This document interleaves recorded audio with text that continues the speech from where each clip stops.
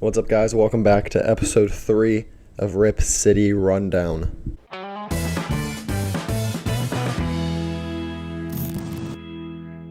Today on Rip City Rundown, we're going to be discussing the first 3 games of the year and then a bunch of rumors regarding the team and play of the team in reaction just to the early parts of the season. So obviously the Blazers have started off with 3 games, one against the Jazz, Rockets, and then Lakers. So 3 teams that should be fighting for playoff spots, if not locked for the playoffs. We're 2-1 through those games, obviously, and there's a lot to talk about when it comes to these games. I mean, we can start off with just the Utah game, a very disappointing game. I was watching the game. I tried to find good things out of this game, but there just wasn't really much good to come out of this. The defense didn't look good. Offensively, we were bad. The starters didn't play good.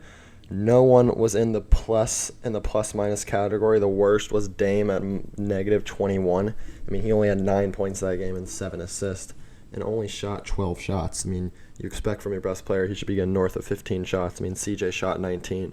Melo shot 12. He shot the same shots as Melo. But it seemed like Dame was trying too much to get his teammates involved, getting his new guys involved, such as Covington, Jones, Hood, trying to get him involved back in the offense. And he didn't want to just go out and score. When you're Damian Lillard and your first thing to do, first thing you should do is score. He's a scoring guard. He should be putting up 30. He should get his 30 every night and then look to involve teammates. So that's what I think was the reason behind his struggles. We started off good. Derrick Jones Jr. looked good at the beginning. Hit a couple threes. Ended with 3 threes on the night. Covington struggled scoring. He's kind of been struggling scoring these first couple games. We'll get into that later.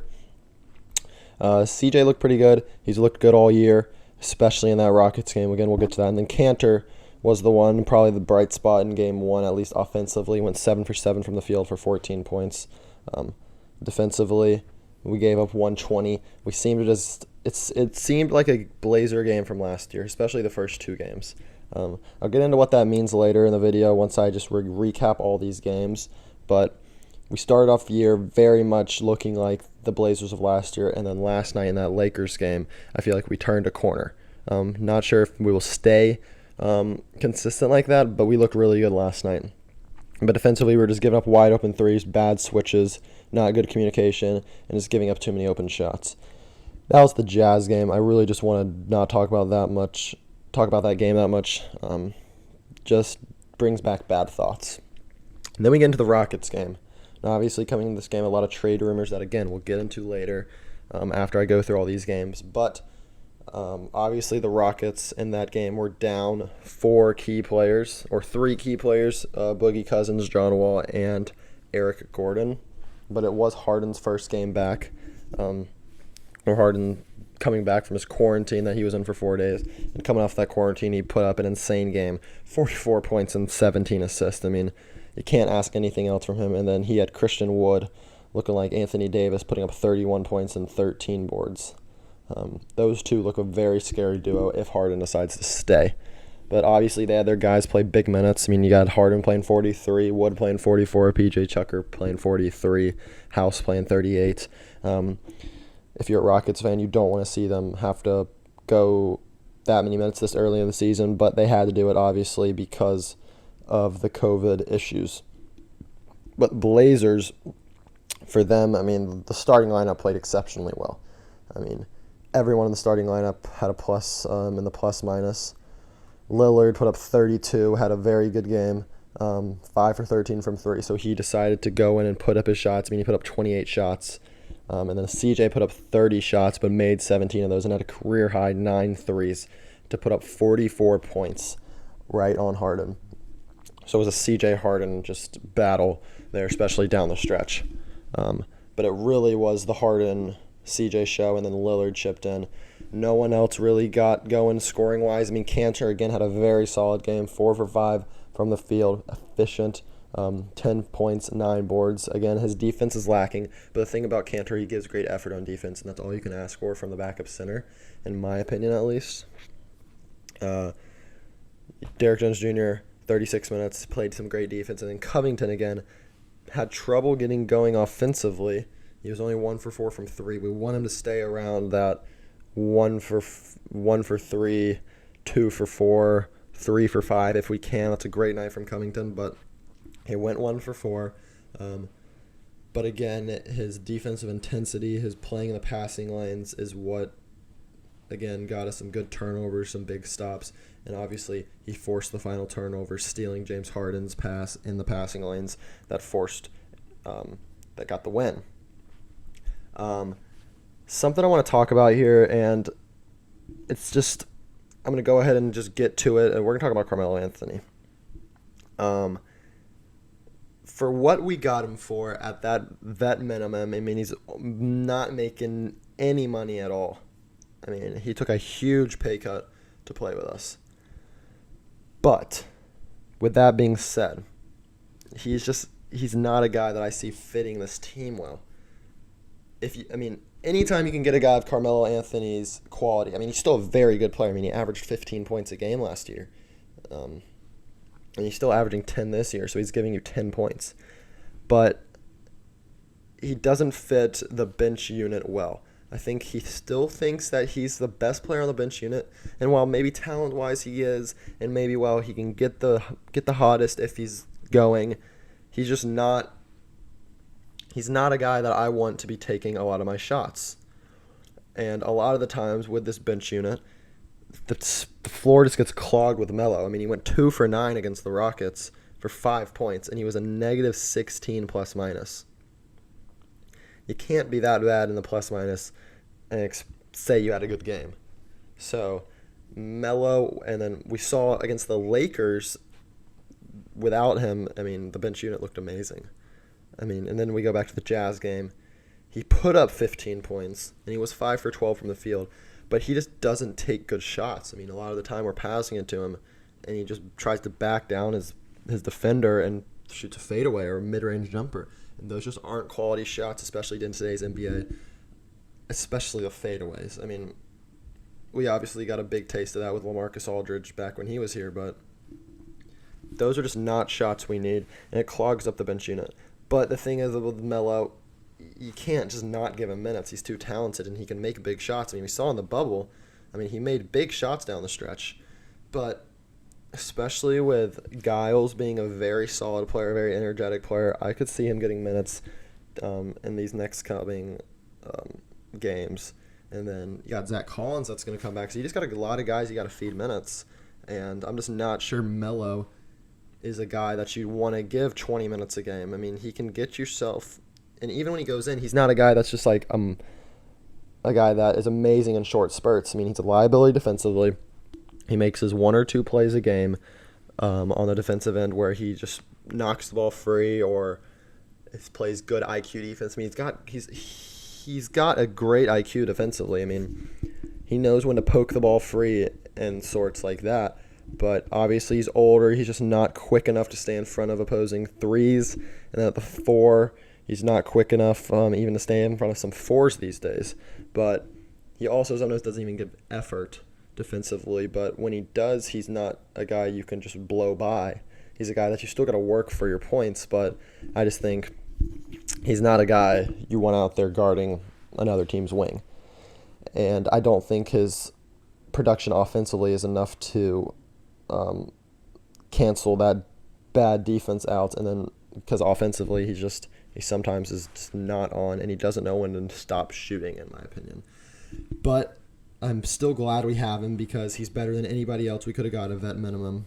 But I wish he just would be smart with how he played and used his skill for the shots he's given. I wish he would just shoot himself into the game. Like, shoot if you miss it. Don't need to force up any more shots.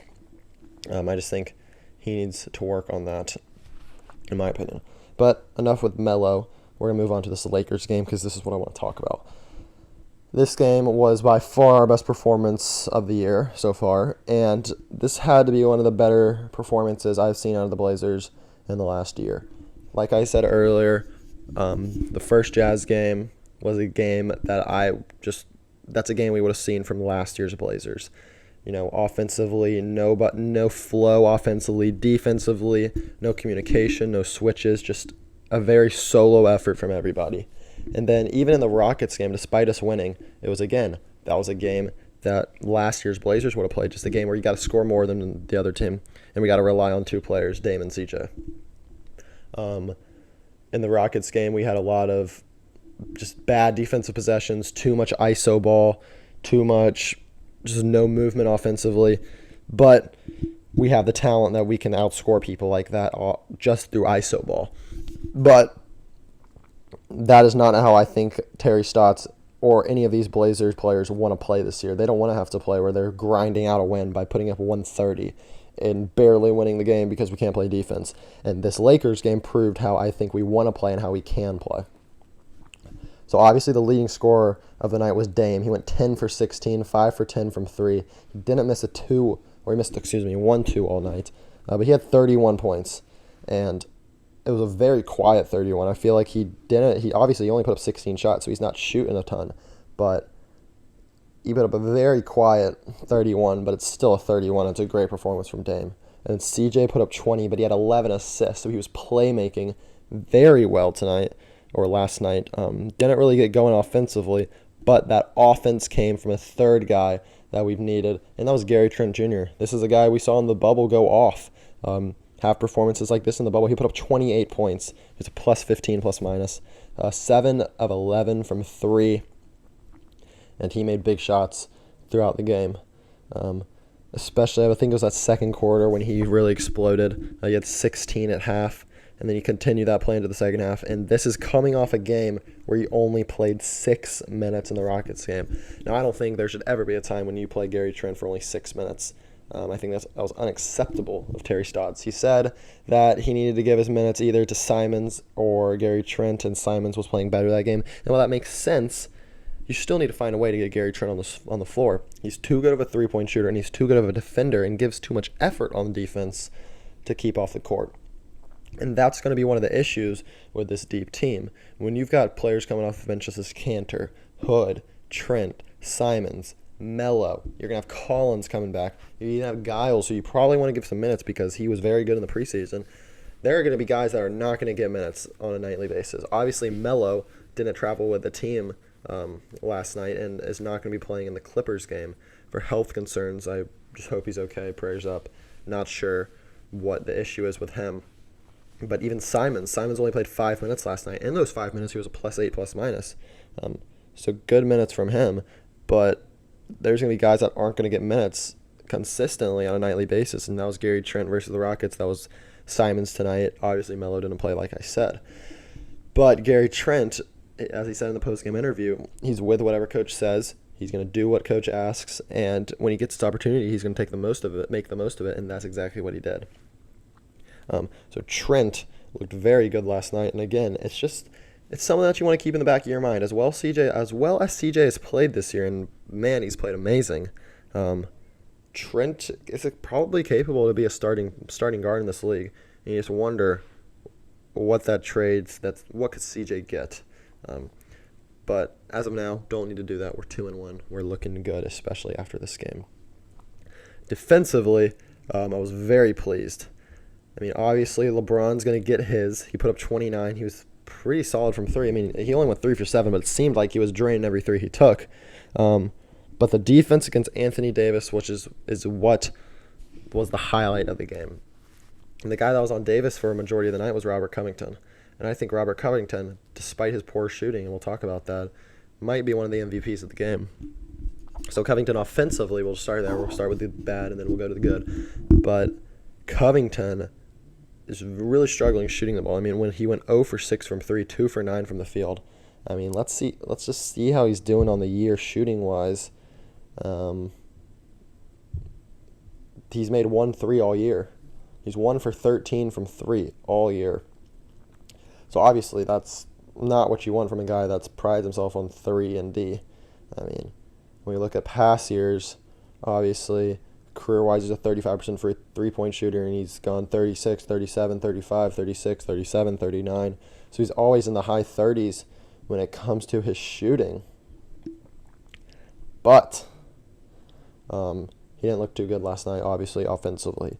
And you could tell he was frustrated as well with his shooting, I mean, I think might have been the fifth or sixth three he took. He missed and he threw his hands up in the air like, why is nothing falling for me? He was very disappointed, but he made up with that defensively. I mean, in the past, we've had wings that can't shoot. So when I say can't shoot, I mean have had a rough game shooting, such as Aminu, Harkless, or Bazemore, Ariza, and those type. And their bad energy offensively turns into bad energy defensively. And I think Covington knows that even if he doesn't have it going offensively, he can get his defensively. And he can change the game defensively, and that's what he did last night. I mean, he was guarding Anthony Davis, and he had, for a majority of the game, and held him to 13 points. If you can hold Anthony Davis to 13 points, you're more than likely going to win the game. And he made big-time deflections, big-time steals. He had 3 steals. He made a big block, 1 block. We'll get into the blocks later with another guy. But Covington, I mean, you saw on my Instagram, I thought he and this other guy I'm about to talk about were the players of the games due to their defensive efforts and the energy they brought on that side of the ball, and they did not shoot the ball well offensively. I mean, it was Derrick Jones Jr. is the other guy I'm talking about. They combined for 3 for 18 offensively and 0 for 11 from 3. And you look at that and you're like, how can they be the MVP of the game? How in the world can you say they had a good game? And you just say they bring so much impact defensively, and it's an impact we haven't seen in a long time here for the Blazers. I mean, we love Al-Farouq Aminu. We love Mo Harkless. They were very good defenders for the Blazers. We haven't had good defenders in the Dame CJ era specifically. But they were good defenders for the Blazers because compared to what we had and what we have, they were bad. They were good. But compared to the elite defenders of the league, they're bad. I mean, Rocco is such a good team defender. He can play in those passing lanes, and he can look so good. And then Jones is such a good on-ball defender, and he was hounding LeBron all night. We'll talk about Derrick Jones Jr. and the energy he brought. Despite LeBron going 11 for 20, LeBron did turn the ball over 3 times, and all 3 of those times were because of Derrick Jones Jr. His length was really messing with LeBron all night. I mean, he contested everything. I mean, a huge, deep 3, and Jones Jr. contested it, and just that length for Jones Jr. was absolutely huge for the Blazers. I mean, and offensively, despite him going 1 for 9, that one shot was a big dunk. He brings the energy offensively, and he's a high flyer. He made some huge blocks. I mean, I'm going to throw it on the screen right now. Just look at this block. Boy, he sized it up. He swats that thing. Look at that. Bam! I mean, that block, he floated over LeBron, and LeBron just didn't see him coming. But he hounded LeBron all night so well. He just sits in that dunker spot, and he can be lethally efficient for where he comes from. And then he even had some good passes on it. And so did Covington. Covington had one play where he skipped the pass across for CJ, and it was, I think, or it may have been Dame, I'm not sure. But, I mean, the energy they bring and the effort, they just never give up, Jones and Covington. I mean, LeBron was bothered all night. Anthony Davis was bothered all night, and those were because of the solo efforts from Jones Jr. and Robert Covington. One more thing I want to talk about with this game is the bench unit. I was talking about Melo, and I'm just saying, should Melo get minutes? What should the bench unit look like? And I think the first guy off the bench any game should be either Hood or Gary Trent. Hood, we'll go ahead and go in depth on him. I was very pleased with what I saw last night. Despite him going 2 for 6, he had 5 points. He looked very aggressive, and that's something I want to see from a guy coming off an Achilles tear. You can't ask for anything more from Hood. There was one time where he went ISO and went for the 3 ball. I mean, you love to see that from Hood if you're a Blazer fan, because you don't want him to be passive. I mean, he had a great year last year. Obviously, he did. Before he went down, he was leading the league in 3-point percentage, and I was super proud of his aggressiveness in this this past game, and he just looked comfortable in this game. And again, that's something you want to see from a guy coming off an Achilles injury. Now, a lot of those shots aren't going to go in right now. And that's something as a Blazer fan, despite you not getting the points on the board, you have to take it and you have to say, I want you to keep doing that, because those shots are going to fall. Rodney Hood is too talented to just sit in the corner. He can get his own if he wants to. So that was Hood. Cantor, I mean, before I just go into this, the whole bench unit, the plus minuses were insane. I mean, you had plus 13 for Cantor, plus 13 for Hood, plus 15 for Trent, plus 8 for Simons. I mean, and their bench unit, minus 23 for Kuzma, minus 20 for Harrell. I mean, that bench unit really played well. And Cantor, he's averaging 12 points per game on the year and 10 rebounds in only, 22 minutes? 22 minutes. I mean, he's averaging a double-double off the bench. I know it's only 3 games, but still, that's really good for Cantor. And he's been very active. Again, the effort defensively, despite him not being a strong defender, the effort he gives is very good for the Blazers. And it's going to get us stops a lot of the times, even though he's going to give up easy buckets. The bench unit, like I'm going to say, we're going to have Collins come back mid-January, I think, somewhere around there. I'm not sure the exact timetable. Melo obviously didn't play. Who should be the bench unit? I mean, Hood, Trent, and Cantor are guys that you should be playing every single game. They should be playing at least 16, 18 minutes a game. But then what do you do after that? Who do you give the minutes to? Do you give it to Simons? Do you need another guard getting minutes? But you want Simons to grow as the young guy. You want him to throw him out there in the fire and continue him to grow, because it's year 3, and at some point you're going to have to extend him if you keep just sitting him on the bench. You got to see what he can do. And I think he's done good in his career, but he just needs more and more. Yeah, Giles. Giles hasn't played any minutes at all this year pretty much, except garbage time. But he's a guy that can bring energy. He's a guy that can bring shot blocking. I mean, you saw what he did with the Kings last year. He can do those things. And then you got Melo. And Melo, while he can clog up the offense, he can be very just hot and then cold and then hot and then cold. He's still one of the more talented guys off this bench and the guy that can create his own shot. I think Hood can do it, but he is obviously coming back from that injury still, and he's going to take some time to get that. Trent is proving that he can create his own shot, and then Melo definitely can, but sometimes Melo's creating his own shot is a bad shot. So Terry Stotts has some big decisions to make on who he wants to play. I think he's just going to go with a hot hand all night, and I think while that's smart, sometimes that's not. But I trust Terry and what he's going to do. Hopefully, he's smart with it. Now, the final thing I'm going to talk about is the trade rumors. Obviously, James Harden a couple days ago released 2 more teams to his list. And those teams were Portland and Boston. And that got a lot of Blazers fans and Blazers Twitter thinking, like, could we actually pull off this trade for James Harden? Should we do it? And my answer to that is the only way we're going to get James Harden is if a third team is involved, most likely. I just don't think CJ, Zach Collins, Simons, and Cantor is enough. Because if you're trading James Harden, who is arguably a top 5 player in the league, in my opinion, I put him around 7, you got to get an absolute star in return, in my opinion, or a star young guy. And CJ is not at the star level right now.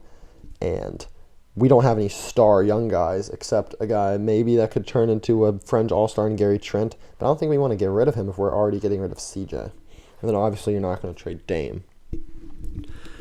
Because if you're the Rockets, you don't want it to turn into a Kawhi Leonard trade where you're trading your star in Kawhi Leonard and you're getting back DeMar DeRozan and Jakob Poeltl. Because DeMar DeRozan, while he's a fringe all-star, he's not making that team any better now, and he's not making that team better for the future. So that trade definitely backfired for the Spurs. Obviously, they were backed into a corner by Kawhi even more than the Rockets are from Harden because Kawhi was starting to sit out, and he was sitting out for the year, and he had sat out for the year, and he was no chance playing for the Spurs. Harden's at least suiting up and playing for the Rockets and playing very well.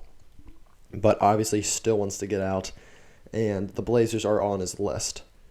If I'm the Blazers, I think that you look into this trade for sure, because if you can have James Harden and Damian Lillard on the court together, that's absolutely lethal. You're not getting stopped.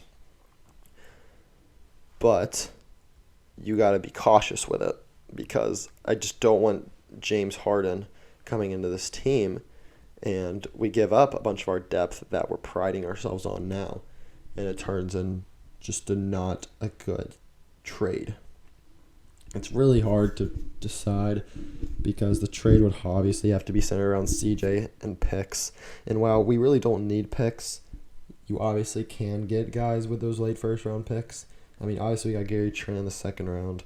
We got, who else did we get? We got LB this year. We got Simons in the late first round. We got Collins from trading 2 picks that were late mid first round. I mean, you can get quality players in that late first round. So trading picks is something that I never shy away from. I just think that if you don't have to, you don't do it. But we say this every year, we need to run it back. We need to actually do it. Like, we've really never, like, obviously that Western Conference Finals year was our year, but obviously Nurk was out. So you can't really say that was the peak of what the Blazers can do, because you don't know. Nurk could have made a huge difference. We could have gone to the finals that year. You never know. Last year, obviously, huge injuries. This is the first year of the Dame and CJ era that we've had an elite team, in my opinion, around Dame and CJ. And barring any injury, we should be a big threat in the playoffs, and this could be the year that we, who knows, go to the finals. And I think that Harden could push those chances over the top, but I think you might just want to run it back one more time with this team, and this is the year to do it. But if the deal's on the table where you don't have to give up a lot, when I say a lot, you don't have to give up a king's ransom for Harden, I think you do pull the trigger. Olshey and the Rockets GM was out there watching Harden warm up before the Blazers game versus the Rockets, and they're probably just discussing, like, you want Harden, you want CJ? Stuff like that. But the Harden rumors, I doubt that we'll do a trade for him. I just don't think we have enough. We'll have to have a third team, and if we're going to have a third team, I think another team can send a better offer to them. But that's me personally. And with that being said, I mean, I guess I'll talk quickly about the Clippers game and that coming up. The Clippers, yikes. I mean, they're playing a game tonight against the Timberwolves. Obviously, they're 2-1 on the year, and that loss is a bad loss to the Mavericks. I mean, they lost by 51? They were down 50 at halftime? I mean, how is that even possible? I mean, they got Pandemic P, that's why. But the Clippers, obviously, a very solid team. I don't know if Kawhi will be back after that elbow to the face, but they still have Paul George, who has, despite the Pandemic P slander, he's done good this year. They've got Ibaka. They even got Nick Batum. I mean, they played Wesley Matthews versus the Lakers, and we got to play Nick Batum. 2 guys that were on one of the favorite Blazer teams, that 2014 team. One of the early years when I started watching the Blazers. I mean, those guys are on LA teams, and that's hard to see. Hard to see Wesley Matthews in a Lakers uniform and Nick Batum in a Clippers uniform, I can tell you that. But it should just be like the Lakers game. If we can play like we did there, we should be able to get a win, especially if Kawhi's not playing. If Kawhi's playing, we struggled with the Clippers in the past. But hopefully we get over that hump and get the win. We've got wing defenders to throw at them, and then they obviously don't have great guards. I mean, the only guy that can guard Dame and CJ is Patrick Beverley. They'll probably put George on Dame or CJ, but then again, Dame is known for cooking Paul George, a.k.a. that's a bad shot. But that's going to do it for this episode, longer episode. I want to do around 30-minute episodes from now on. But that's going to do it. Leave a like rating if you're watching on YouTube, and give 5 stars if you're listening on Spotify. Hope you enjoyed episode 3 of Rip City Rundown podcast. Hopefully I have more throughout the season. Make sure to follow the Instagram at rip.city.rundown for Blazers news and updates on the podcast. That'll be it, guys. Peace.